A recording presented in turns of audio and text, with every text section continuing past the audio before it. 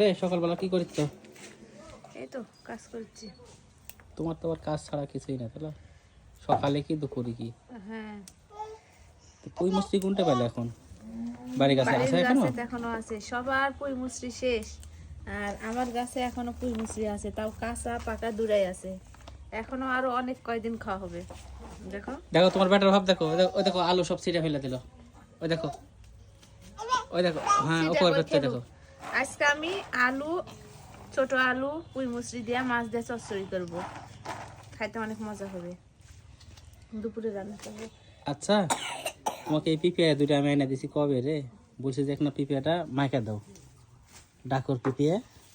আমি সময় পাইনি, হেস, সময় পাইনি, মাইকা দেবো না। চল অসুস্থ আব্বে, তো যাও কাজে যাও। তোমার যে কাজ করছে রে সে কাজ করে দিয়ে। কারেন্ট টানিছে কখন? আল্লাহ সকালবেলা কারেন্ট টানিছে, এখনো কারেন্ট দেয়নি। রাইস কুকারে ভাত দিব, কাঁচা পাকা পুঁই মুচড়ি।